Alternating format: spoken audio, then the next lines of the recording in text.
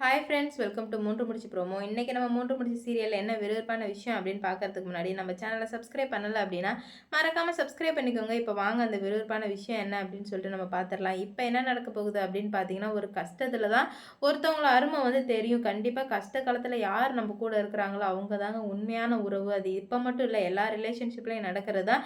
அதுதாங்க இப்போ நம்ம நந்தினி லைஃப்லேயே நடக்க போகுது. நம்ம நந்தினிக்கு சூர்யா சாரால் எவ்வளோ பிரச்சனை நடந்திருக்கு, என்னென்ன நடக்கக்கூடாத எல்லா அநியாயமுமே நடந்திருக்கு. அதே சூர்யா சாரால நந்தினிக்கு ஒரு பிரச்சனை வரும்போது சூர்யா சார் எப்படி நம்ம நந்தினிக்கு நின்று உதவி பண்றாரு அப்படின்னு சொல்லிட்டு தாங்க இந்த வீடியோல நம்ம பார்க்க போறோம். இது நாள் வரைக்கும் நம்ம நந்தினியும் சூர்யாவும் மனசு விட்டு எப்பயாவது பேசுவாங்க. ஆனா அந்த அளவுக்கு டீப்பா பேச மாட்டாங்க. கணவன் மனைவியா ஒருபோதும் ஒரு நாளும் கூட இருந்ததே இல்லை. அவருக்கு குடி அவளை மட்டும்தான் தெரியும், வேற எதுவுமே தெரியவே தெரியாது. நந்தினியோட மனசை பத்தி இது வரைக்குமே அவரு புரிஞ்சுக்கிட்டதே கிடையாது. புரிஞ்சுக்க போறது இல்லை அப்படின்னு சொல்லிட்டு தான் நம்மளும் நினைச்சிட்டு இருந்தோம். ஆனா அப்படியே தலைகீழா இங்க வந்துட்டு நந்தினி வீட்டுக்கு வந்ததுக்கப்புறம் அங்கே நடக்கிற எல்லா விஷயமே சூர்யா சார் மனசில் பெரிய தாக்கத்தை உண்டாக்கிடுச்சு.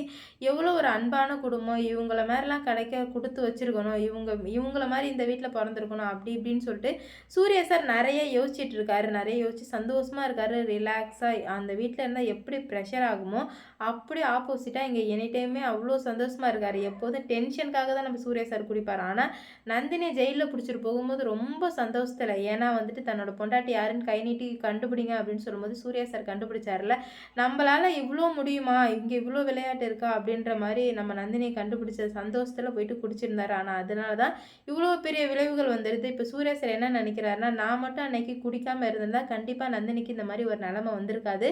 இந்த குடும்பம் எனக்கு நிறைய கடமைப்பட்டிருக்கு, கண்டிப்பாக வந்து அவங்களுக்கு நான் கடமைப்பட்டிருக்கேன், அவங்களுக்கு நான் நிறைய பண்ண வேண்டியது இருக்குது அப்படின்னு சொல்லிட்டு சூர்யா சார் நினைக்கிறாரு. ஆனால் என்ன பண்ணுறது, இப்போ அவங்க உயிர் பொழைச்சா மட்டும்தான் நம்ம நந்தினியை வெளியே எடுக்க முடியும், இல்லைன்னா அது பெரிய ஆபத்தில் போய் முடியும்னு அது கண்டிப்பாக வந்துட்டு சூர்யா சாருக்கு தெரிஞ்சிருக்கு. அதனால தான் சூர்யா சார் பொறுத்து பொறுத்து போகிறாரு.